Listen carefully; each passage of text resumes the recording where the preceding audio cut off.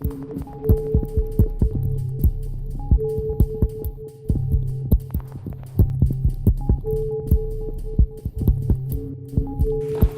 afternoon. My name is Simone Farresin, and together with my partner Andrea Trimarchi, we are the founders of a design office based in Milan and Rotterdam called Formafantasma, and also curators of this symposium. We are thrilled to welcome you at the second edition of Prada Frames, this year titled Materials in Flux. For the people who are not familiar with Prada Frames, this is a transdisciplinary symposium that we've been put together in close conversation with Mrs. Prada and her team. That want to look at a complex relationship between visual culture and the environment. The aim of this symposium is to bring together designers, artists, architects, curators, producers, but also scientists, anthropologists, activists, legal and economic experts. The inclusion of voices, of people and of institutions beyond design, it is a way, of course, to increase the depth of the research, but it is also an ethical position that respects the expertise, knowledge, and lived experience of others. Before to expand further on the subject of this symposium, we would really like to thank Mrs. Prada for trusting us in the process of development of Prada Frames and its first version last year and this year. This is the second installment of Prada Frames. The first one was in Hong Kong at M+, the Museum of Visual Culture. As it was for last year, we really wanted to be present here during the furniture fair because we think it is an occasion to gather all together to think about the possibilities of design, but also its problematics. In the first edition of Prada Frames last year, we looked at the subject really dear to us. It was titled On Forest. And we look at forest as a site of extraction of materials, but also as a place that hosts communities and also as sentient entities that challenge our understanding of materials and ecology. This year in conversation with Prada, we decided to focus on another subject which is really central at the culture of design and production, and that is waste. Since the development of industrial production and the subsequent increase of environmental damage, waste reduction and management have been placed at the center of the conversation of sustainability. Nevertheless, we feel it is also important to address how waste reduction has also been a fundamental subject central to industrialization, but as a way to maximize profit. Because of this, the title of the symposium is Materials in Flux. We feel it is important to recognize how materials and materiality is always in a state of transformation. How could it actually be obsolete? If you think about a piece of marble, it is of course mineral, but before that it was a variety of different creatures that only in centuries and millennia they turn into marble. Or a piece of wood is actually also the flesh of a tree. And this microphone sooner or later will be transformed into other things and maybe even sentient beings. From this perspective, the notion of waste is really reductive. It's much closer to how the economic market decide what has value and what has not. The ambition of this symposium instead is to celebrate how materials and matter can always become something else. The 3 days of symposium has been structured with moments in which we really look at super tangible things. We look at how landfills are constructed. We look at the ways creative people are also thinking how to manage waste, but also expanding it to other form of notions, not only waste in literal sense, but also to what is generally unwanted. Before to continue with the first session, I would also like to acknowledge the architecture we are in. This is a theater called Il Teatro dei Filodrammatici, and it was designed, or the latest intervention, by Luigi Cacciadominioni in the 60s. And I will invite you to go later at the end of the afternoon to have a drink, so you can have a look in the foyer at the marble floor and the wonderful stairs that lead you down here. So you can continue talking between each other and the speakers. But let's start immediately with the first speaker of the day. Her name is LYDIA KALLIPOLITI. LYDIA is an architect, engineer, and scholar whose research focuses on the intersections of architecture, technology, and environmental politics. She is an associate professor at the Cooper Union in New York. LYDIA is also the author of The Architecture of Closed Worlds, or What is the Power of Shit? Her work has been published and exhibited widely, including the Venice Biennial, the Shenzhen Biennial, the Oslo Architecture Triennial, and the Onassis Cultural Center, among others. Recently, she was also the head co-curator of the Tallinn Architecture Biennial. Welcome, LYDIA.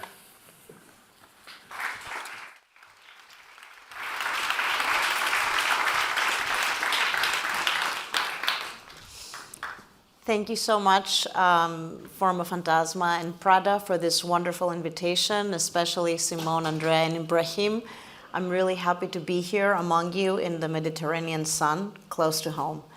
So I will start with a title that is What is the Power of Shit, which is the subtitle of my book. And in a lot of talks that I'm giving here and there, it's redacted, so the full word is never spelled in its entirety. And it comes from a book that I published in 2018, The Architecture of Closed Worlds.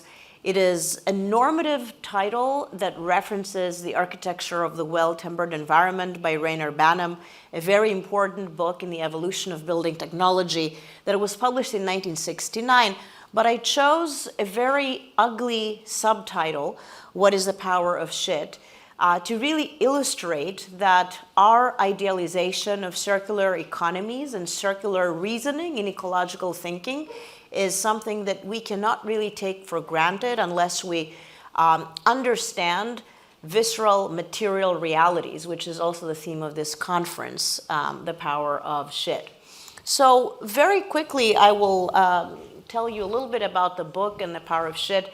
I tried to rewrite the history of 20th century architecture, design, and engineering via the conceptualization and production of spaces as closed systems.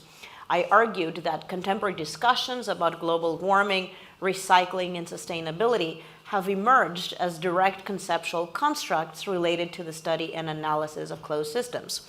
The examples that were examined in the book ranged from the space program to countercultural ecological projects that represented leftist ideologies. So they were very opposite in a kind of political spectrum.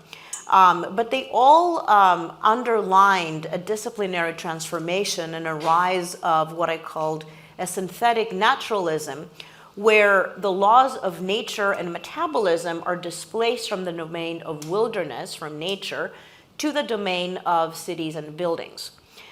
So while these ideas represented, in many ways, a kind of deeply rooted fantasy, a utopian fantasy of architecture that produces nature, Closed Worlds spoke of the integration of these ideas in reality in the contemporary fabric of cities and buildings. So the idea of a world where all resources are recirculated and are never wasted, though it is very comforting, defies a lot of intricacies that are present both in environmental science as well as in design thinking. Moreover, it dwells on wishful thinking and the idealization of the world as a circular scheme where all resources can be effortlessly regenerated. It is important to look at debris and the waste of our production processes via the raw ecologies and intestines of our bodies. And my favorite example to look at that, at the raw ecologies and intestines of bodies and how they participate in the production of built space, is this diagram by an anarchist architect called Graham Kane, who built an ecological house outside of Eltham, London in 1972. And he drew this diagram, which he called a diagram of basic interdependencies, putting himself in the middle of the diagram as an active participant of the cycle through his human excrements. And if he didn't participate by pooping into the system would no longer operate. This is actually from an unpublished BBC documentary that was released at the time, The House. The neighbors really hated it for they called it an eyesore. Formally, it was completely unrelated to the different houses because it was an experiment and it only lasted for 3 years. It was demolished 3 years after it was put together. But what was really important is that the architect who built the house was a kind of incredibly important part of the system. So he was not outside of the system was not studied as a kind of machine that had a technical performance, but he was viscerally integrated into the ecology of habitation. And here he is taking care of the garden. So the idea of him being present every day, monitoring every system, is actually transferring the notion of maintenance, which is something that keeps it alive, to more contemporary discussions on what we call care. If we look at this diagram, which kind of takes this photographic reality into a flow chart, it becomes very clear that while ecological systems of the post-war period portrayed the inhabitant as an indispensable part of a building ecology, currently this image is something that we dismiss. Environmental concerns mostly promote a conservationist kind of ethic in a list of cautionary daily practices of scarcity. But integrating the body's dirty physiology, or what I call dirty footprint, in the ecology of habitation can potentially reveal alternative scenarios for handling waste as resource in the future of urban environment. If we take a look at this diagram that I drew almost 20 years ago, reading the text of a Hungarian psychoanalyst called Sándor Ferenczi, he argued that shit and money exhibit two sides of the same coin. Shit is ejected from the body and rejected by the psyche, whereas money is introjected by the body and accepted as a highly desired form. Nevertheless, both entities, he argued, derive from the same prime matter in a process of serial transformations where shit assumes different material states and roles all the way to money. So in this sense, materials exist only in stages while they absorb qualities from the previous stages. So specifically, he says that mud is shit deodorized, sand is mud dehydrated, pebbles are sand hardened, and coins are pebbles unearthed.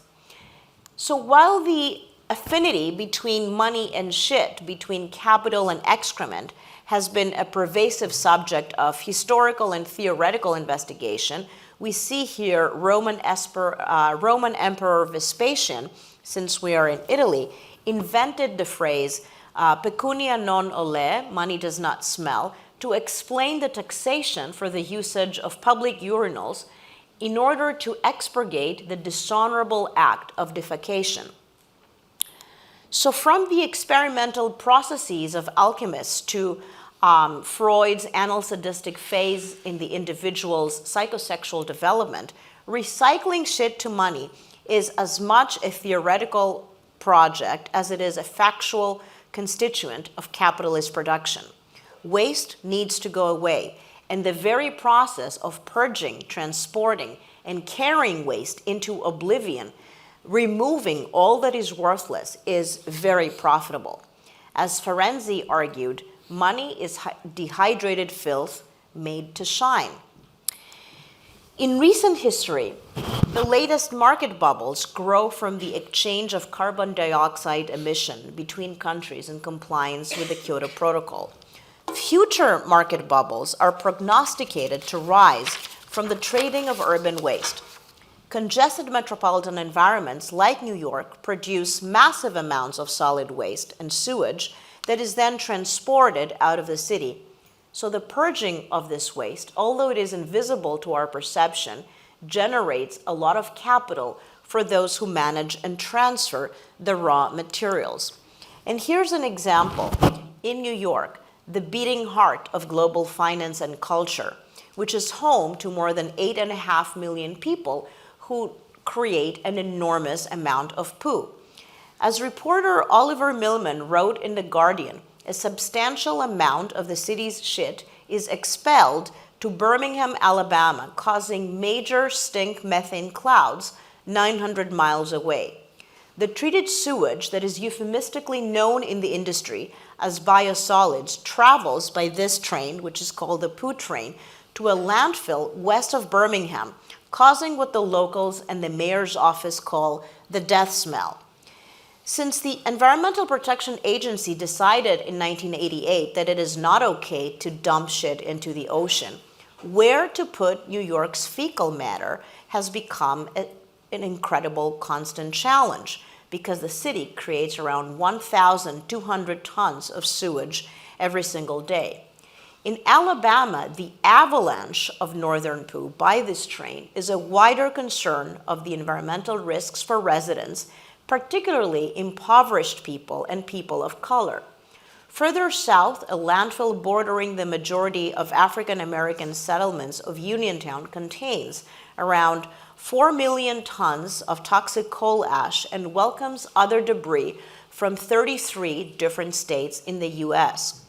The dismissal of these concerns of Alabama residents, mostly residents of overwhelmingly African American communities, has been reported as a case of civil rights and environmental racism.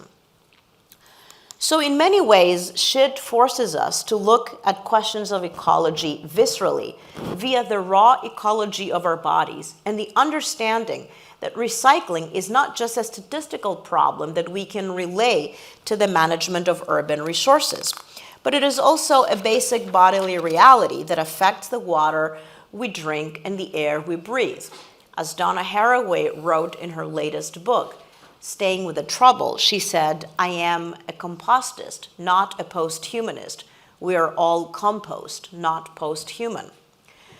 So while the displacement of shit from New York to Alabama is highly curated, it transfers the problem to disenfranchised terrains. Therefore, the question of how to handle, retain, pile, decompose, and redistribute waste is not just a technical problem that is related to the trading of carbon emissions, but it is a matter of justice and equity.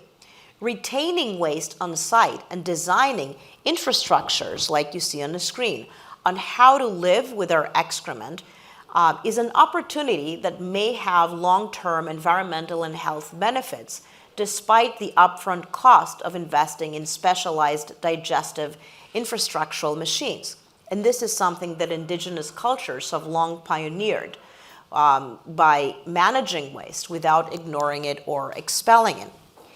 In designing infrastructural machines that recycle waste to energy as inhabitable living spaces, the premise is that humans can coexist with the material consequences of their living processes.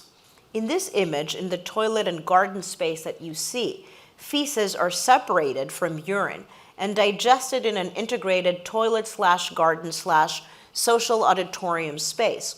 Human excrement becomes nutrients for soil and produces methane to power a hydroponic and aquaponic garden.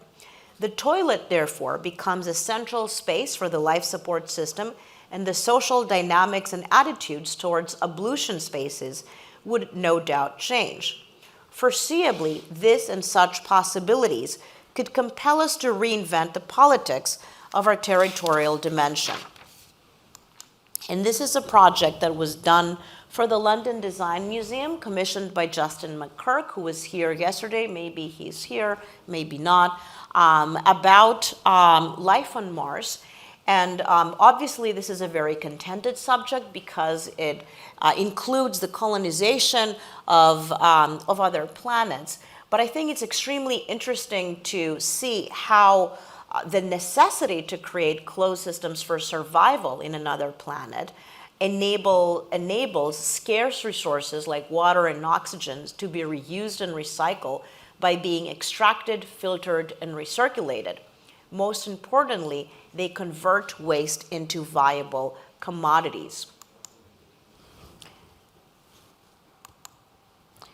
So similarly to Ferenczi, who argued that shit equals money, the logic of regeneration and feedback has been instrumental in promoting sustainability and generating capital investments. The premise is that in addition to money, shit might equal food. It can generate methane, meaning power, if treated properly. In this logic, the life and metabolism of living creatures is decoded, processed, and transposed to industrial systems, advocating a circle of life with no loss. However, we must be aware of the false sense of holism that this premise engenders and its delusion of fulfillment. And I'm showing here a kind of very basic diagram from a famous book, From Cradle to Cradle. A closed regenerative system insulates itself from receiving environmental input as well as from discharging output. ultimately, it functions like an improvisational sealed structure that generates new conditions out of what is available within its systemic borders. Oftentimes, these structures are unpredictable in their organization. So in fact, ecological systems are in many ways digestive machines, like giant stomachs, and sometimes they're disobedient. This is what autonomy means, material autonomy in many respects. Even if we wish to portray ecosystems as circular and robust, like you see on the screen, deviation and redundancy are to be confronted and enhanced, not marked as errors. Let us not forget that beyond a material, shit also indicates a general stage of incoherency, degeneration, and malevolence. A stage where information is so finely grained and scattered that it cannot form identifiable patterns. We use it for language in many ways. In this stage, when we say you talk shit, for example, information is unrefined and randomly grained, so it is interrelational loss between bits and particles that defines the degenerate condition of this stage. In any case, this position of materials in flux, as the conference argues, asks architects to investigate the full spectrum of life in all its living systems, materials, and components as a complex intertwining of overlapping ecologies and the way in which they unfold in space and time. In this way, the notion of a spatial environment can take on a new role. Instead of it being the inactive, static, and historicized context within which an architectural object may be placed, the environment can quite literally become the object of design itself. In the case of the Tallinn Architecture Biennale that I recently co-curated with Areti Markopoulou, we designed a metabolic home with the hope to redefine the concept of habitation and urge visitors to participate in a curated experiment. As part of this, there were 7 installations exhibiting how metabolic processes that are related to food are linked to everyday domestic spaces and activities. And here is a video of how the metabolic home with the 7 rooms was inhabited in the opening night by performers that were occupying it.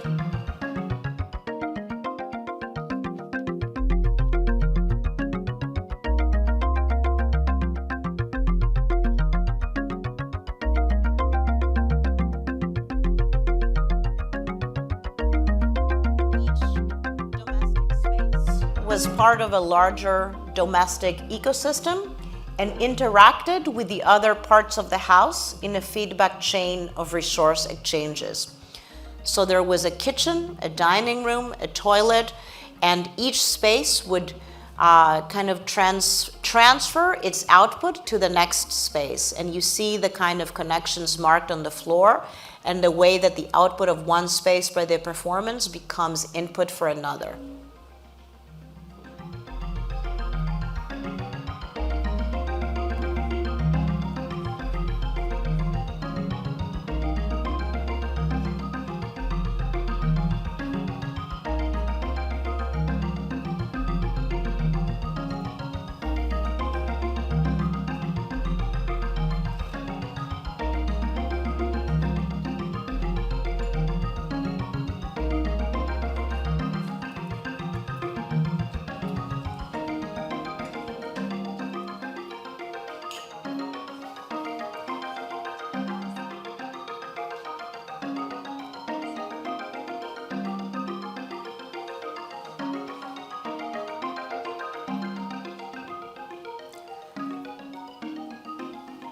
So as anthropologist Anand Singh prompted us to think, in our current world, contamination is collaboration.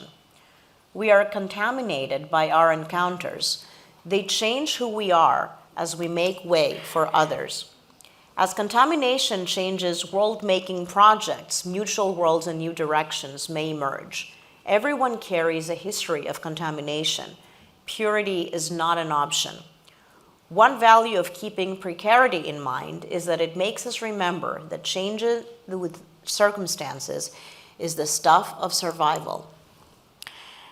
This age that we might tentatively call the multiverse or the pluriverse, as Arturo Escobar argues, does not tolerate the separation of humans and non-humans. It rather urges the exploration of a shifting web of life and death. I will end with a few slides to show what I call the debris or the shit of one's own research.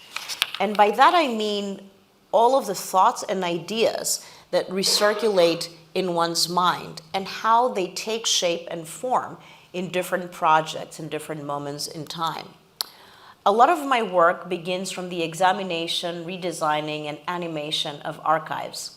I see an archive not as a static object that contains historical documents, but as an immersive space and a living collection where existential ideas about world orders migrate through different architectural and spatial typologies.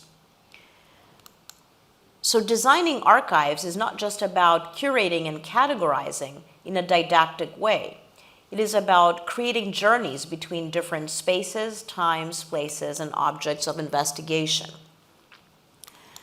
While working on a project, in any project for that matter, I'm compelled to pursue different kinds of research and always use thoughts that have not been used in different formats. What did not make it into the main archive becomes a compilation of minor histories parallel to the archive. The words that have not been, this is minor histories. What did not make it into the book becomes a lexicon that can be accessed online. The modality of reviving the debris of one's own research makes evident that in the history of ideas, discourses get recycled. Materials are not the only items for recycling. Concepts and ideas emerge as allegedly new, but ideas undergo long journeys of migration from one epistemological field to the other. And I will end with just note. The surplus of means and mediums that become byproducts of other mediums constitutes an intentional view of the world which is out of focus. It reflects the conditions of the world as a heap of waste, a coagulation of ideas, bodies, platforms, objects, displaced from context and history. Our world of climate emergency, health crisis, and social inequality. Thank you so much for listening.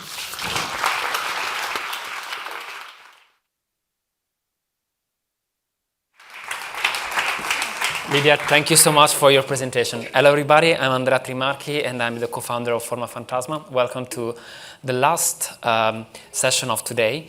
Our second speaker is RORY HOLMES. With him we will take the theme of this year into the outer space, looking at how human technology have invaded and produced junk and space debris. RORY leads ClearSpace UK. He has years of expertise in the aerospace industry and his work with ClearSpace looking to the developing technology and missions to remove unresponsive satellites from space before they generate more space debris. To do so, they also work closely with European Space Agency.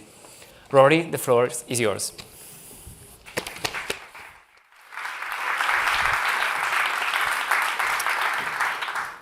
Thank you very much. Thank you for inviting me to speak here today. It's a real honor to be in this beautiful theatre and with such well-renowned brands and amazing speakers as well. My name is RORY HOLMES. I work for a company called ClearSpace, and I want to talk today about sustainability and pollution, but not the pollution of the air or the oceans or the ground, but the pollution that we're causing with our destructive nature in another regime, in space. So I think we all have this view of space. If you imagine your trip to space, to the International Space Station, I'm sure you imagine you'll look out the window, you'll see this pristine environment untouched by human hands. Unfortunately, the reality is very different. For the last 60 to 70 years, we've been launching satellites and rockets without any regard for what happens at their end of life. We treat these objects as single-use items that we just discard. we throw them away. We've left them to litter, to clog up space, and we're now reaching a tipping point where this can no longer go on. This video highlights 5,000 plus abandoned satellites and rockets we have in orbit around the Earth at the moment. You can see them centralized in key locations and useful locations, and you can see that they crisscross each other's path with an alarming velocity.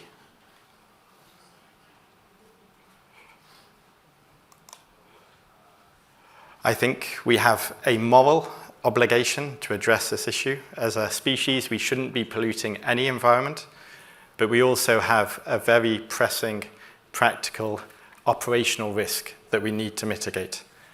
Imagine you've made your new satellite, you spent a few €100 million on its manufacture and launch.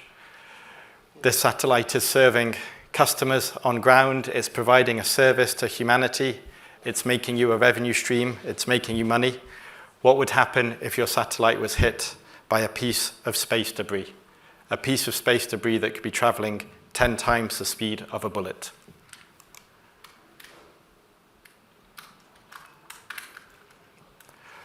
Unfortunately, this isn't just a theoretical risk. Collisions like this have happened and do continue to happen. This animation is from 2009. It highlights an American communication satellite and a dead Russian satellite that unfortunately collided. This collision made thousands and thousands of pieces of space debris, which continued to orbit Earth. You see their paths crossed again. In a matter of hours, the entire orbital path was covered by this field of space debris. And in a matter of months, this field of space debris had engulfed the entire Earth. So this did happen. This is reality. And you can imagine that this was just one collision between two satellites that made hundreds of pieces of debris. Imagine if one of those new pieces of debris goes on and causes another collision, another 1,000 pieces of debris, another collision, another 1,000, another 1,000, another 1,000. You can imagine a runaway scenario where we leave precious orbits around Earth completely full of debris, unusable for future generations. Imagine that. Imagine that your children and grandchildren can't use space in the way that we do today. Imagine they can't have TV satellites, or satellites that monitor the weather or climate change, or satellites that help guide them through GPS, or monitor their complex supply chains, or even bring internet to those hard-to-reach places. Imagine if we leave space unusable for future generations. We have a problem of space debris. All is not lost. We can and we must do something about it. The company I work for, ClearSpace, was founded in 2018 with the sole purpose of addressing the problem of space debris and the sustainable use of space. We're lucky that space has a natural vacuum cleaner. Any object that gets close to the top of our atmosphere gets caught by the atmosphere and pulled down. The high relative velocities mean that the frictional forces generate a large amount of heat, and any object that enters the atmosphere in this way burns up. The material just dissipates, the object disappears. You've probably seen this with shooting stars and other such objects entering the atmosphere. The challenge we have is that this phenomenon only works at the very top of the atmosphere, only for objects that are very close to the Earth. There are many more satellites and rockets that we've discarded further up, higher up, where they'll stay in orbit for many years, or in fact, indefinitely. The solution to this problem of space debris is transport. We need to go and grab these dangerous objects, pull them down, and drop them safely into the atmosphere where they will burn up. And that's exactly what we're going to do. Our first mission, ClearSpace 1, will launch in 2026. You can see our satellite here on the left with a big claw. And on the right, you can see a dangerous piece of space debris. This piece of debris is about 2 meters wide, about 200 kilograms, so this is a very substantial object. We'll go, our satellite will rendezvous, we'll grab onto, we'll give a big bear hug to this piece of debris, and when we hold it securely, we'll pull it down and we'll drop it gently into the atmosphere, where it'll burn up safely, the material will dissipate, this object will disappear and will no longer be an issue for future generations. We're very lucky that we have a fantastic network of European space industry working with us. We're funded by European governments through the European Space Agency to make this happen, to show that we can deal with space debris. But we're not stopping there. Our second mission with the UK government is to remove 2 of their dead satellites from orbit. The idea is the same. We go, we grab onto these satellites, we pull them down, and we drop them into the atmosphere. We let them safely burn up and remove them from orbit. Addressing space debris is just one way you can address this problem. Another is that you can think about the objects themselves before they become debris. This satellite you see on the right at the front is a communication satellite that works perfectly fine. It's just running low on fuel. When it runs out of fuel, it has to be discarded into another piece of debris. Our third mission, our third satellite that you see at the back, will go and grab onto the back of this satellite before it runs out of fuel. We will use our fuel and our thrusters to hold it securely in place and will allow it to continue its vital mission, continuing to support people on Earth, continuing to generate revenue for the company that owns it.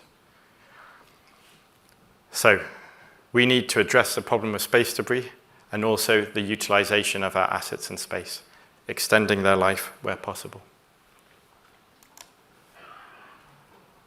I hope I've conveyed to you in this short 10 minutes that we have a problem.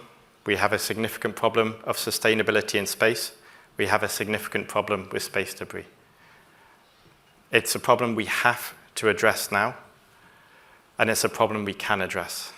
Companies like mine and others in Europe are really leading the way on this technology. We're showing the world that this can be done.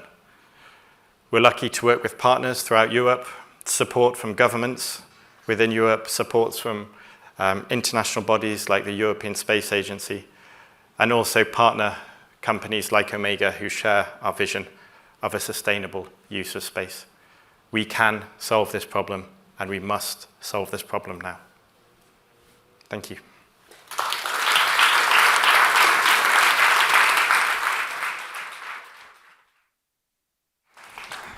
Thank you so much, Rory. Similar to the last year, Prada Frames departed from a strong belief in the crucial role that education plays in our collective critical thinking. As such, last year we had students from the Geodesign Master Program at the Design Academy in Eindhoven joining us. This year our conversation expands with designers that recently graduates from 3 different programs.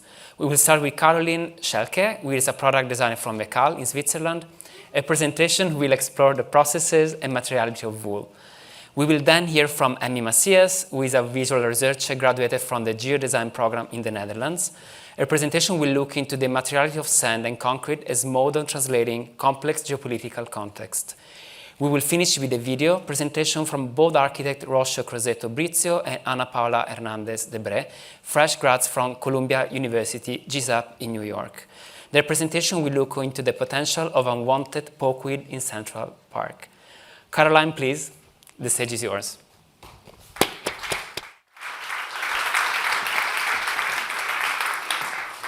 Thank you, everybody. Today I want to talk about a material that's probably not seen in your head as a waste material. My topic is sheep wool, especially sheep wool in Europe. And as you may know, sheep wool is one of the oldest fibers man ever produced or ever processed, actually. So we've been keeping sheep for thousands of years. We were transforming its fibers. We were wearing the fibers, we were transforming it into felt, wearing it on our skin, and even living into it. And especially because this natural fiber has astonishing properties. It is moisture absorbent and moisture managing. It's also fire resistant to a certain degree. It's antibacterial. And it's also insulating and gives us a nice and cozy feeling a lot of warmth without sweating. So after visiting a lot of farms, talking with farmers and the people from the industry, I actually found out that in Europe, almost 80% of the sheep wool is wasted. And now I ask myself, knowing all these astonishing properties, how is this even possible? So after talking, as I said, with the farmers, I was seeing that in Europe, the sheep are not kept for their wool. They're actually kept for their meat or landscape maintenance or milk production. So as you can see in the video, the sheep look really different. They have long hair, curly hair, different kind of colors, as you can see here. And sadly enough, these fibers are not reaching the high standards of the fashion industry. Most of the time, we are using merino wool, which is a really fine fiber, the highest quality, mainly produced in almost mass production in New Zealand, South Africa, and all the other countries. So it's not local to Europe. And this wool is then processed heavily. So it's first washed intensely, then it's carded to align the fibers to a continuous web. Afterwards, it's spun into a thread. And actually, I found out that spinning wool is one of the most energy-consuming steps in the whole fashion industry. And as you can see here, even there are actually a few fibers sorted out, so not all fibers can be spun into a really nice thread. So after that, it's then knitted into like a sweater or a fabric, or woven into a fabric. And afterwards, even dyed, and most of the time, the industry even uses chemical dyes. So after seeing all this process of the industry and the fashion industry especially, and how to produce wool and we handle wool, let's say, I was really interested in how can we reduce all these production steps to its core minimum. Going from using merino wool that is not local to Europe, to using all these kind of fibers and making a possibility to re-evaluate the material. So I was obviously starting from shearing the wool and maintaining the wool. And then I had the pleasure to visit a site in Switzerland, which is called Swiss Wool. And they're actually collecting the wool and paying the farmers a fair price. As you can see here, they're also sorted by color, and they're really making this intermediate step between the farmer and the industry, which is really important. And here you can see there are all different kind of fibers, and it's really interesting to see this whole process. And after the wool is collected, it is gently washed with warm water and soap. And afterwards, it's carded, which means you comb the fibers to a continuous web. And as you can see here, this is kind of the starting material. I stopped processing the wool, let's say. So I was starting with that, and then I was thinking, how can I go from fiber directly to fabric without spinning it into a continuous thread, which costs a lot of energy. So I was investigating into the technology of felting. And actually in the felting process, there is two different kind of technologies. There is one process where it's needle felting, where you felt together the fiber while taking the fibers with a needle with little hooks and entangling them. And this is actually possible because the sheep wool fiber seen under the microscope, it has scaly structure, so it really sticks together. So I thought this was really interesting, and as you know, probably from a craft sector, I wanted to bring this technology to a next level by automatizing it. So together with the Studio AETB, which helped me on the programming and setup of the robot, I was developing a jacket that was fully robotically felted. So the robotic is basically felting together the fibers, so you don't need any thread. So in the end, this jacket was kind of the illustration of first using the natural properties of wool, which keeps you warm but without sweating, and the moisture management, but also really showing this possibility, how can we use felting in a different way, and how can we rethink wool in Europe. And I was continuing now this research at Atelier Luma and Arles, together again with the Studio AETB, which works on the software and the tools together with us. And here you can see I developed a bit further. It's a bigger robot. And we are working really on a lot of different kind of tools. So as soon as you change the arrangement of the needles or the tools, you can get different aesthetics, which is really interesting. For example, here you can see they're really organic strokes, but you can also have something really straight and rigid, or even really fine lines. So this was a really interesting approach, and I'm continuing researching on that. And on the same side, I was looking also in the other felting technique, where you actually apply friction, water, and soap to entangle also together the fibers. And this one was also explored in Atelier Luma while doing the footprint project, where I developed, together with the team, a shoe that was robotically felted, but also wet felted. And as you can see here, it's a really manual technique, but it could also be, let's say, industrialized. And in this way, you can transform the robotic felting into a 3D object without having any seam or any thread used. And in the end, there was a boot developed with a local company, and we were even experimenting with heat, applying and trying to stamp in the logo. And if you're interested in the two projects, they are both shown in Alcoba this design week. So feel free to step by and see the results of these two projects where they show the robotic felting and the wet felting together. And now I will leave the stage to Emmy. Thank you so much.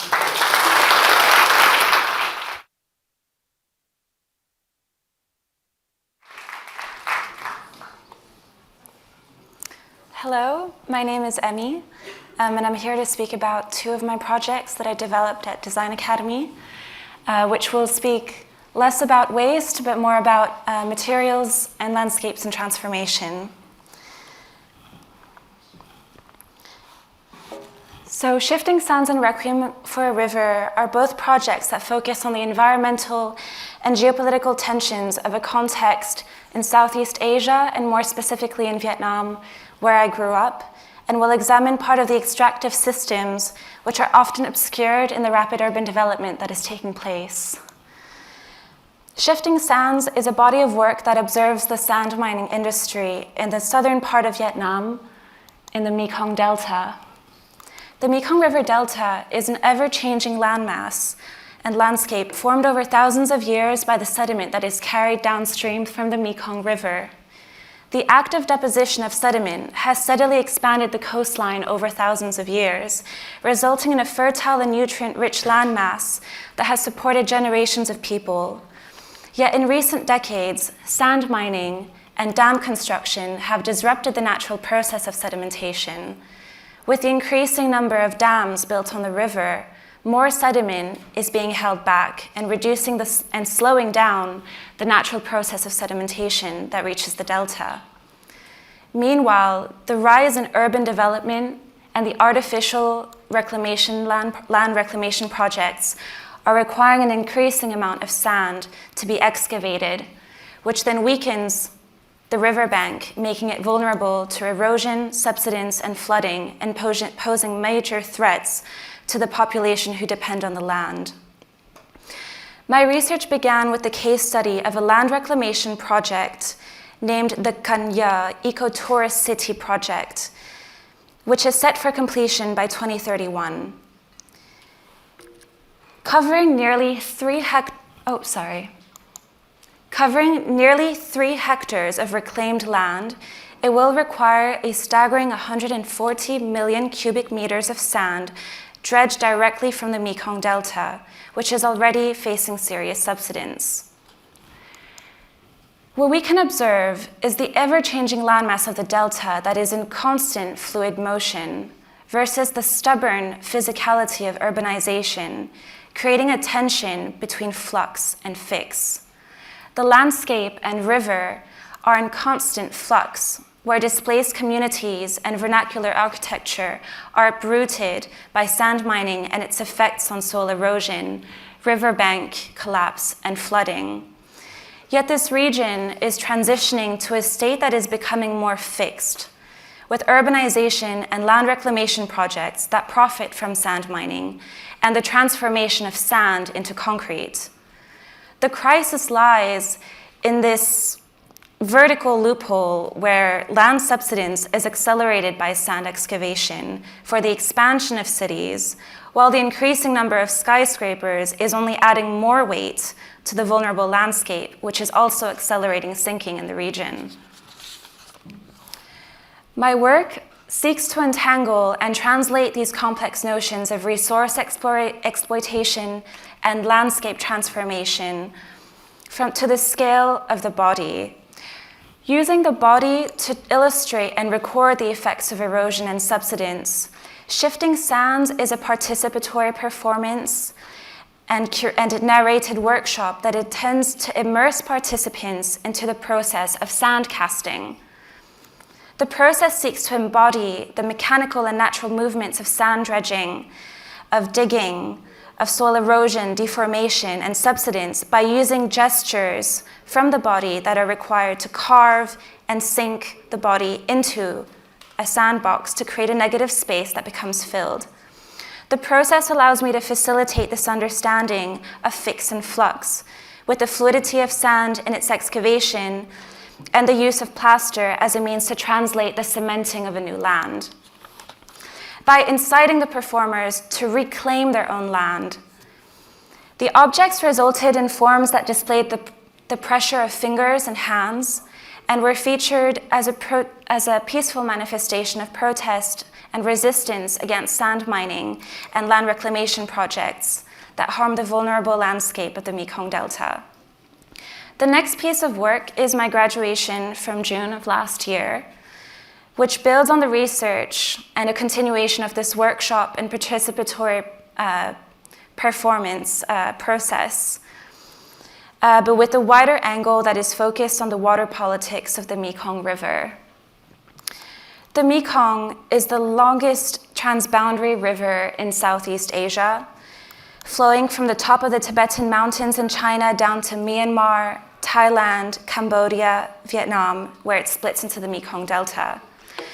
As hydropower dams are promoted as renewable energy and a cost-efficient resource as an alternative to fossil fuel, the race to become the next battery of Southeast Asia has seen China and Laos build 11 dams in the Mekong River in the last 2 decades, with 2 of them still under construction. As a consequence, we've seen that dams halt sediment from flowing downstream, but more urgently, dams also halt water and control the flow of water, leading to critical shortages of water downstream. In this project, I used the process of slip casting to break down the elements that are transforming the landscape in this specific context.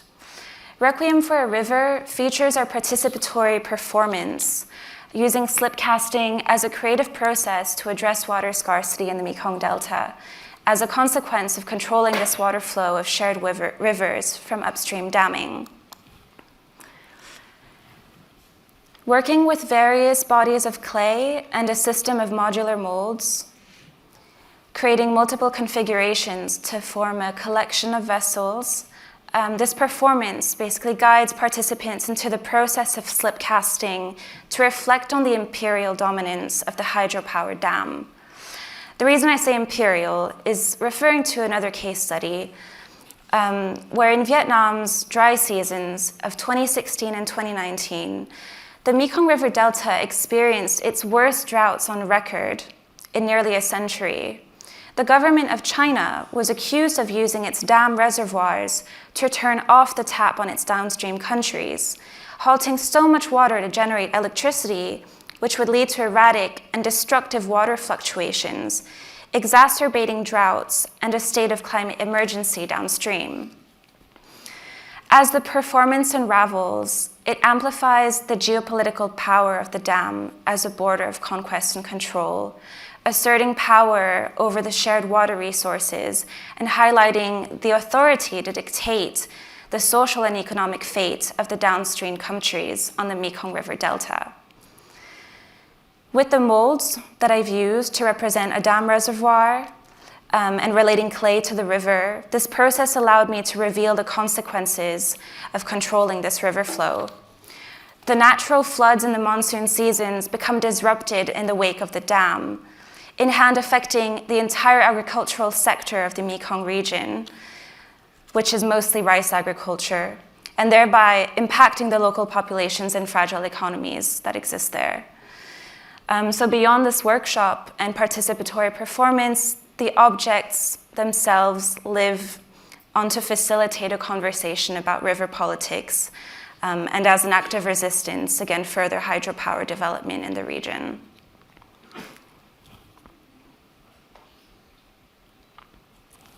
And that's all. So thank you very much.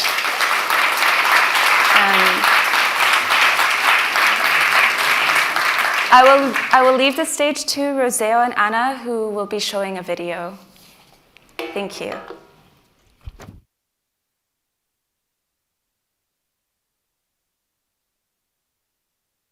I am Ro. And I am Anna. And we are pleased to present you our project, the Declaration of Independence of the Toxic, Transfusions for an Interspecies Alliance between Pokweed and people living with HIV and COVID viruses. What defines a species? Why are some plants beloved while others are rejected, ignored, or even eradicated? Are there good and bad species? And who gets to decide? This one here is poke. She's an American pokeweed, or commonly named as pokeberry. The American pokeweed, widely extended in the southern and eastern territory of the US, was originally known as poke, which in the Algonquian Indian language means blood. Later, in the 20th century, it was catalogued as a weed by the US Department of Agriculture, defining the plant as an unwanted species. Pokeweed is considered invasive because it reproduces too fast and spreads too easily. It is also disliked because it can be poisonous for some animals, since livestock, pets, and humans have been intoxicated by eating its berries. However, despite this negative portrayal, poke tends to be surrounded by an abundant ecosystem of species that rely on her for both food and pollination, as pokeweed is indeed not harmful or toxic to these birds, insects, and small mammals.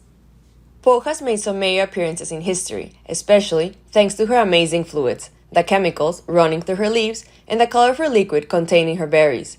The magenta fluid was used by Native Americans to dye textiles, and the leaves for medical purposes, as a cardiac stimulant and to treat epilepsies, anxiety, and neurological disorders. Paradoxically, poke also had a prominent role in the American Revolution. It is claimed that pokeberry's ink was used to write the Declaration of Independence of the US in 1776. Later, during the Civil War, soldiers at the warfields used to squeeze pokeberries to extract its ink and write letters to their beloved ones. Today, pokeweed has been discovered to be a potential breakthrough in medical applications. Pokeweed's leaves contain a protein called PAP, pokeweed antiviral protein, that has shown effectiveness to treat HIV virus. Recently, it has also been tested to treat COVID-19 virus. Despite all the key playing roles of pokeweed, it continues to be catalogued as an unwanted species. Then, why do we catalog this plant as unwanted? Who says it is unwanted? And unwanted for who? We found Poke at Central Park, in the dirty sidewalk of an underground road, where she was able to emerge from the cracks. She managed to live in the borders, apart from humans. Both pokeweed as a weed and people living with HIV have been forced to live in liminal and relegated spaces. Viruses and weeds propagate by themselves and out of human control, and as a consequence, they have been pulled apart and rejected. They have been seen as toxic bodies. But actually, we question, what is not toxic today? In an era in which air, soil, food, water is polluted, then aren't we all toxic? Isn't toxicity encompassed within each of us, among the environments in which we live and within our own bodies? The Declaration of Independence of the Toxic, Transfusions for an Interspecies Alliance between pokeweed and people living with HIV and COVID viruses, is a pokeweed acclimatizer, which brings together two species, pokeweeds and humans, to collaborate and help each other through transfusions of their chemical body fluids. Pokeweeds help humans to fight HIV and COVID viruses, and humans help the weed to write its own declaration of interdependence in Central Park. For this project to happen, two pokewheat fluids are mobilized, the pokewheat's antiviral protein and the juice of the poke's berries. The PAP, pokewheat antiviral protein, containing the leaves will be collected to produce antivirals for HIV and COVID. The poke's magenta liquid, containing the berries, will be squeezed to write the poke's declaration of interdependence. So how do we do this? First, toxic gardens are dispersed throughout Central Park. They will be located in key areas where the LGBTQ+ community of New York has gathered and marched for their rights over the past decades. At the gardens, poke will grow freely and humans will collect mature leaves during the summer and spring seasons. To acclimatize these areas, flexible and mesh-like canopies are hung from nearby trees. The canopies capture the tree's falling leaves, creating the necessary shade for pokeweeds to flourish. As the canopies collect more and more leaves, these drop down into the canopy sacs, eventually decaying and enriching the soil around the pokeweed's gardens. The collected leaves are taken to the existing Bethesda fountain, below the Angel of Waters, the sculpture designed by Emma Steppins in 1873. Emma was an active feminist and lesbian, and the first woman to be commissioned a public artwork in the city of New York. At the fountain, the leaves will be washed collectively and then transported on boats to the biohacking house. The biohacking house takes over the unused rooftop of the existing Loeb boathouse and its boats. Here, the leaves are dried and processed to extract the PAP antiviral protein. A double mesh is installed over the terrace, and big tubes pour air to dry the leaves and prepare them for the antiviral extraction. If we could X-ray this project, we could see the PAP antiviral protein circulating from the leaves of the plant to the human body. Participants of this do-it-yourself biohacking process will also get the GFP, green fluorescent protein. This protein, which has been tested as a marker for cats and other animals' immunodeficiency viruses, will glow on COVID and HIV bodies. The use of GFP is an action for visibility, intended to dilute the stigma placed on people living with viruses, to transform our bodies and to blend with fireflies at night. Once a year, a major toxic interspecies celebration takes place. With the help of humans, poke will write its own declaration of interdependence in Central Park. This event will unfold as a procession.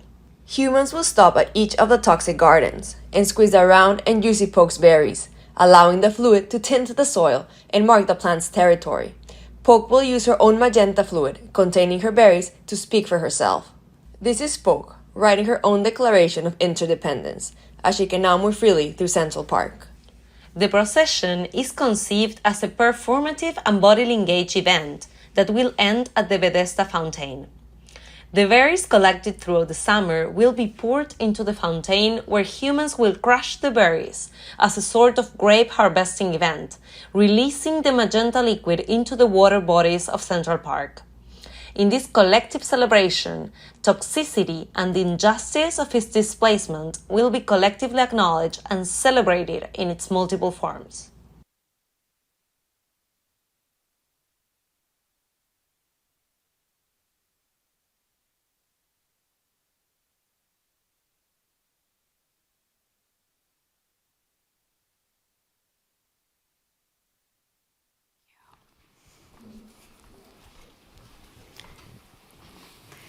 Hello, everyone.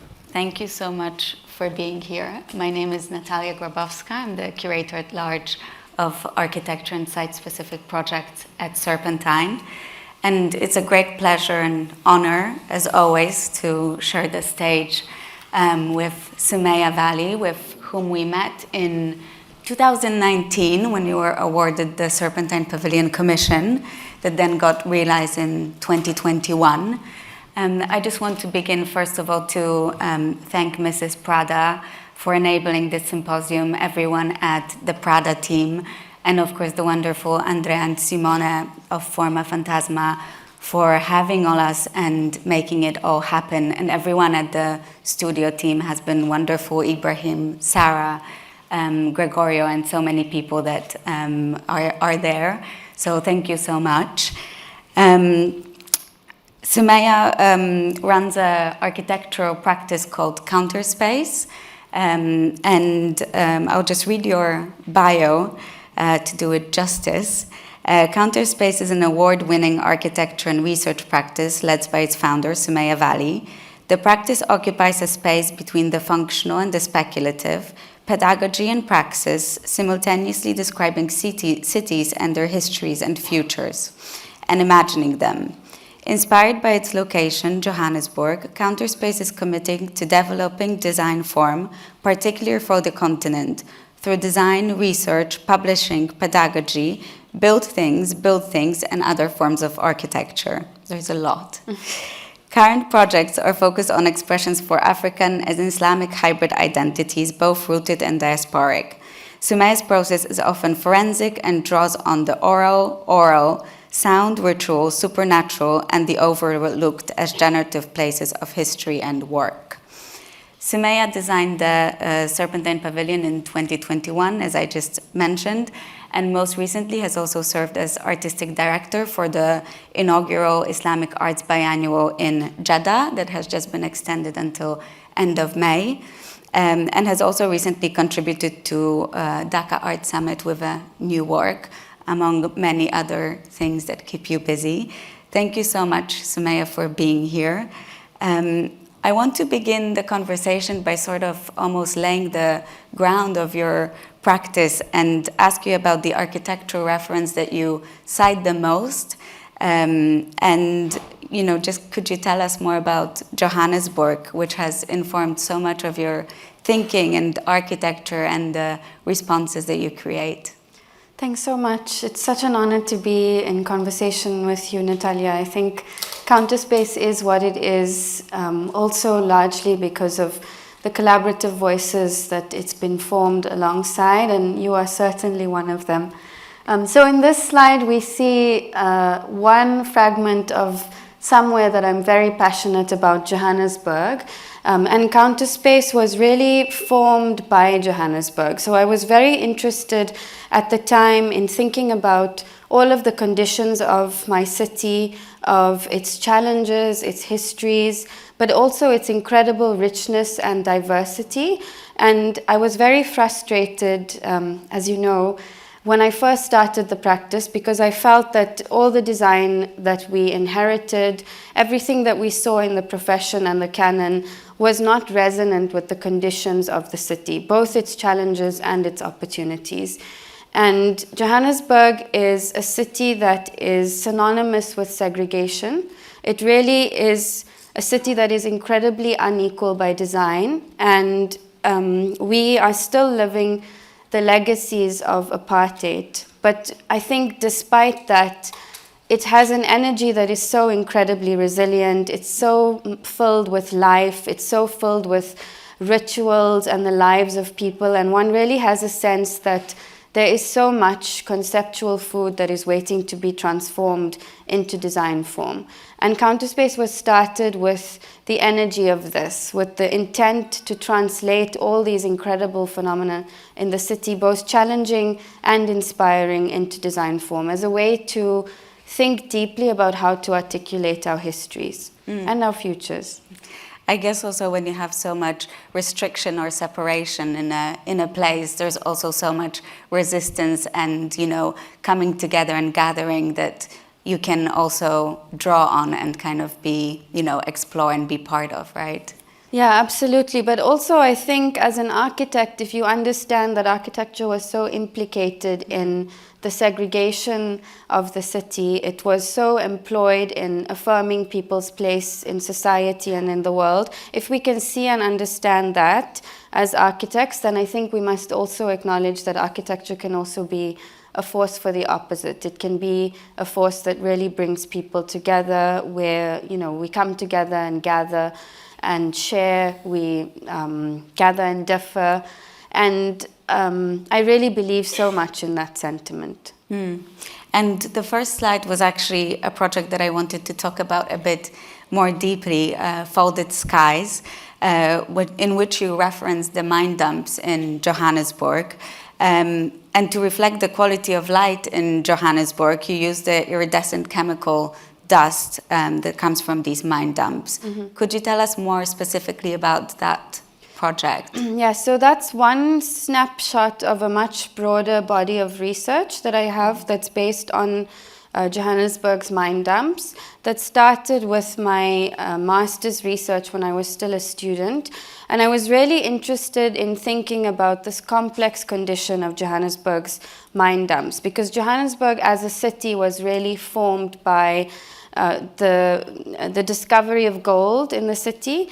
But also in Johannesburg, as I said, architecture and the built environment is so used to segregate people. And in South Africa, the way that apartheid cities were designed, the most toxic areas are next to are buffer zones for people who are black or brown. And so in Johannesburg, black people live next to the most radioactive areas in the city. These were historically called townships, and they were designated areas for black people to live. And we are still living with the after effects of this radiation. And I started to work on a conceptual level with the idea of remining, or of thinking about how we remediate these buffer zones, which have such a strong physical presence in the city, such a strong toxic ecological legacy in the city, and toxic I mean literally, but also in terms of the socio-economic systems that play out in the city. But they're completely subliminal and subconscious. I think we don't walk around thinking about what we're ingesting every day. And so in that project, I worked with this myth in Johannesburg that it's scientifically proven that Johannesburg sunsets are incredibly beautiful because of how iridescent the dust is, because we have radioactive flecks of dust in the city. And so I worked with an engineer, Dr. Craig Sheridan, to extract the chemical compounds from the mine waste and then tint them on these mirror surfaces, cleaning the water so that it's less toxic, but also then bringing to the surface something about the history of the city. They also folded perspective, so they were originally intended to be placed on mine waste dumps. They were installed at a wine estate in the Cape, and they really fold together conditions of labor with conditions that are incredibly resource rich. Yeah. Yeah, and this project is a really great example about how you think about physical material transformations, taking something that perhaps is immaterial or intangible, and then actually making, something, an architectural or otherwise sculptural form. I'm thinking of, you've worked so much, as you said, with dust, but also things that are very present in your practice are aura, rituals, relationships, and these are the things that always make the architecture. Whenever I was speaking about your pavilion, I was saying that, the real materials aren't here, concrete or micro cement, cork and timber, but really it was all the conversations that enabled it, and these were actually the forms that shaped it. So I was just wondering, could you tell us more about the way how you translate the immaterial to material? Because it's not only that the research is interesting, it doesn't stop at research, it actually then is a manifestation. Yeah, absolutely. I'm really interested in translating things that are ephemeral into design form, because I think that design embodies our lives. The way that we're sitting now, for example, is a design situation. And if we go back and think deeply about the origins of all the design we have, in my case, in South Africa, so much of the design language we've inherited comes from a place that is really twisted, or comes from colonial legacies. And those legacies actually ravaged and stopped incredibly rich histories and practices and ways of life and ways of being that we had before that.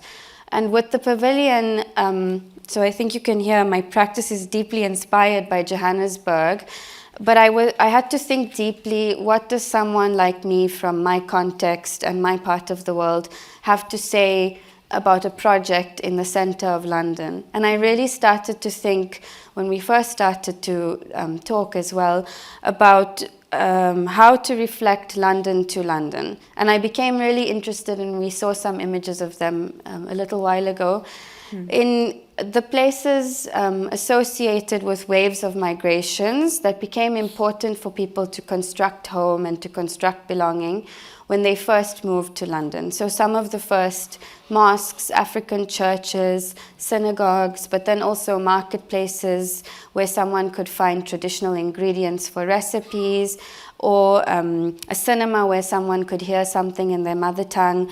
And I started working with these places. Many of them don't exist anymore, but we found them in the archive, working with the Bishopsgate Library and Archive. And I started to map these forms out, and I wanted to convey something of the spirit of generosity that existed in each of these forms. So the way that, for example, a surface is unrolled in the street and it becomes a surface for people to break fast around the time of the Grenfell protest or silent marches, or the way that a canopy in the marketplace becomes a place for people to transact and meet. And the forms that we had in the pavilion really drew on these forms and created a series of surfaces for people to gather at different scales, from the scale of a small conversation to then the scale of a larger performance, and this series of gathering spaces. And then most importantly, just to conclude on that, it also became really important that as much as we wanted to fold the London into the pavilion, we also wanted to extend and fold the pavilion out into London. And so we created these fragments of the pavilion that were placed in some of the community arts institutions that we were working in. And this is a process you were very integral in. So I wonder if you could say something about that. I guess the idea was to, as Sumaya said, extend the pavilion beyond its physical location, and because the oral, the intangible, the relationships are so important in your work. We worked with 4 places. One of them was a first bookshop that specialized in Black literature, or literature by Black authors. The second one was a community center and radio station. The third one was the Tabernacle, which is also home to the Notting Hill Carnival. And the fourth one was the Albany Theatre in Deptford. Yes. So it was kind of the idea was to offer a fragment that can kind of somehow also honor the legacy of a place and enable the functioning of it. So for example, in the bookshop, you actually designed another bookshelf that kind of just could support, the place. A small exhibition or a place for someone to have a poetry recital. But I think more than the physical objects, we also were interested in building relations across institutions between the Serpentine, myself, and these community arts institutions. Absolutely. And we just saw a fragment that was launched at last year's Notting Hill Carnival. Yeah, I wanted to ask you about it, because that's almost kind of, that actually came out from the Serpentine Pavilion and some of the meetings that we had with them, and then you continued the work with Notting Hill Carnival. Could you tell us a bit about that form? Yes, so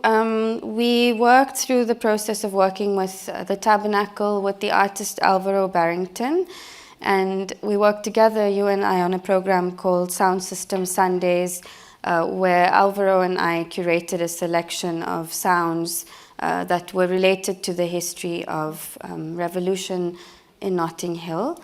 And the pavilion really came about as an extension of that relationship, the pavilion in Notting Hill, where it unfolded as a procession, and we also worked with a group of people who marched for Grenfell to complete this pavilion structure. And Alvaro is really interested in different typologies for rest. He calls them typologies to lime, as they call it in Notting Hill. So we looked at a series of seating structures for the elderly, community connected to Carnival to be able to sit and watch the procession.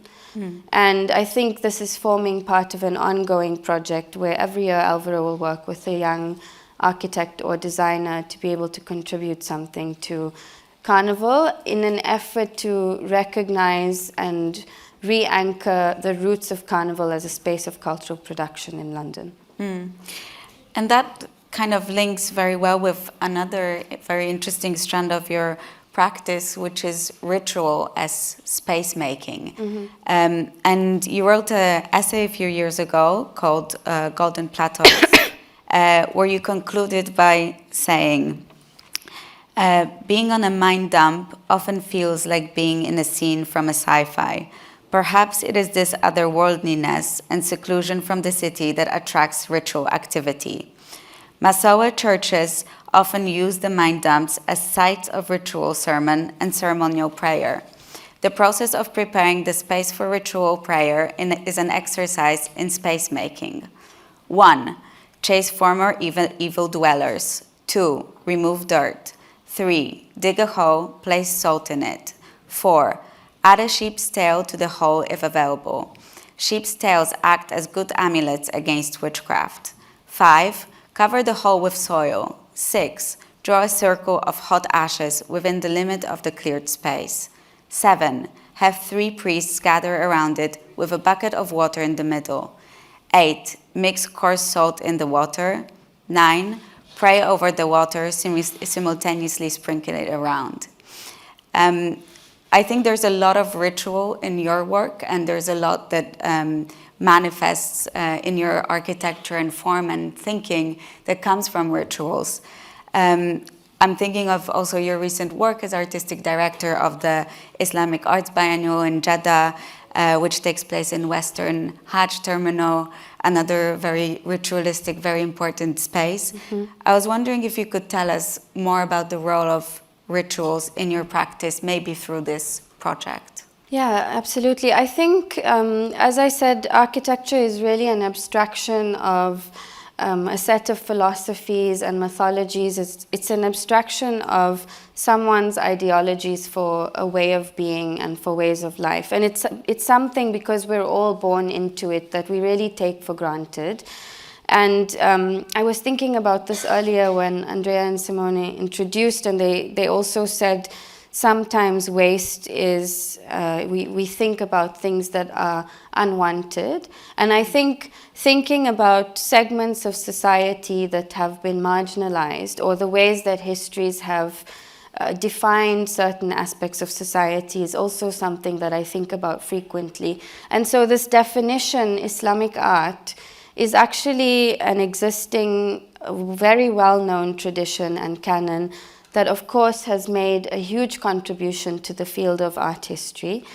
But it's a definition that we've inherited from 17th century France. And I think that I really felt deeply that this platform that the Diriyah Biennale Foundation has created is an opportunity to reclaim and reconfigure this definition of Islamic art, perhaps in a way that does think more about ritual practices, and in a way that attempts to create form and create a definition of Islamic art that is more resonant with our lives, with our rituals, and with who we are as people, as diverse as the Muslim world is.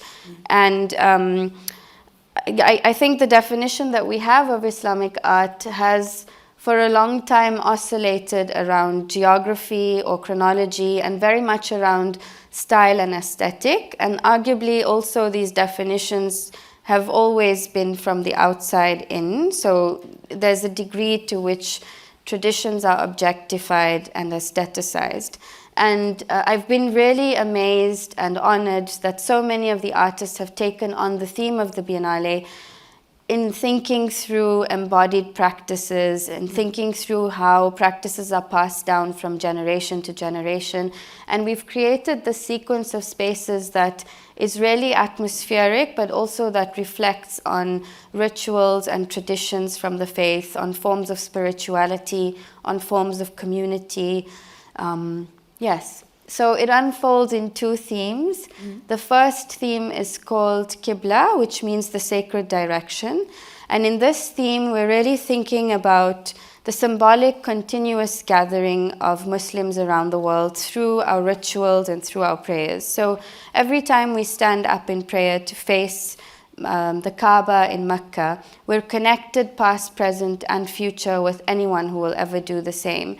And the exhibition really reflects on these rituals and how they have so much wisdom, from the scale of the atomic, on the vibrational level of the sound of the call to prayer in relation to our bodies, to then the scale of infinity, the symbolic gathering with so many other people. It's very much a journey that is atmospheric and meditative, that is oral, and that focuses on internal spirituality.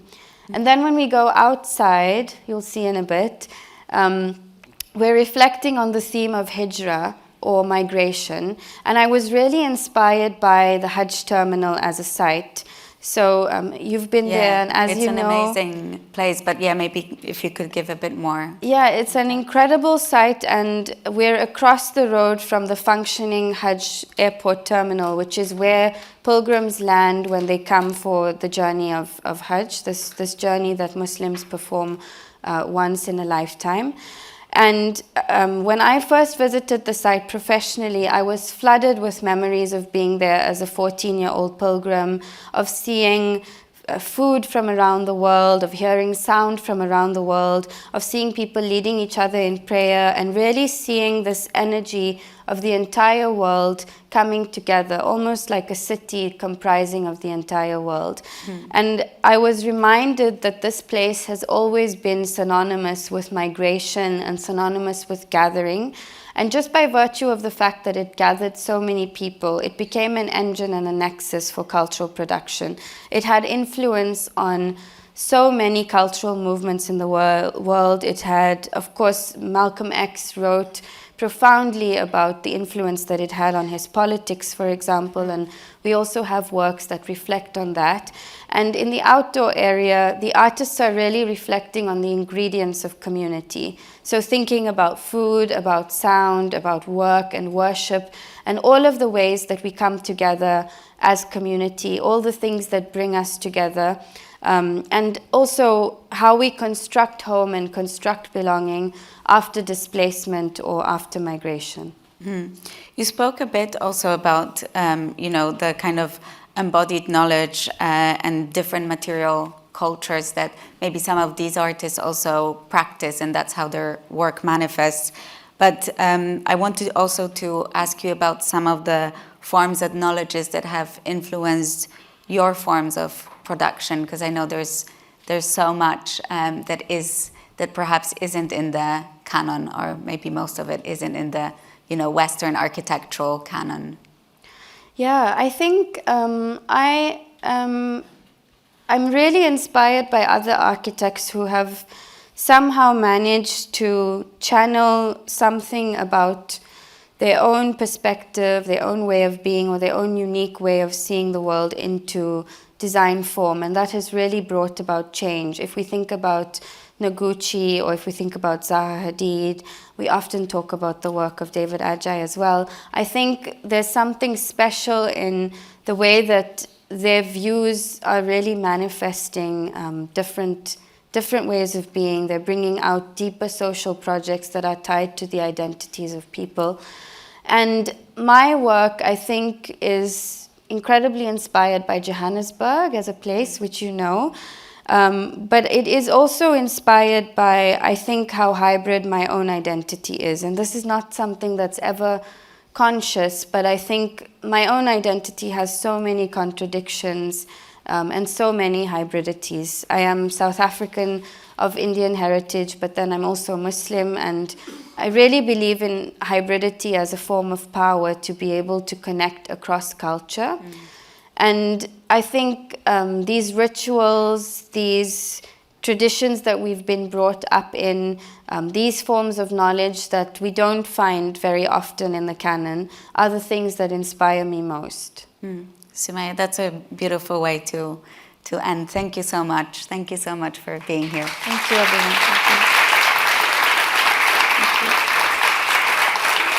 Thank you. Thank you so much, Sumaya. Thank you, Natalia. Thank you to all of you. If you have any question to our speaker, there will not be a Q&A, but we'll invite you to join us at the bar. There will be some refreshment. And for any of you that want to instead rewatch the session of today or yesterday, they will be available from tomorrow at prada.com. Thank you so much again.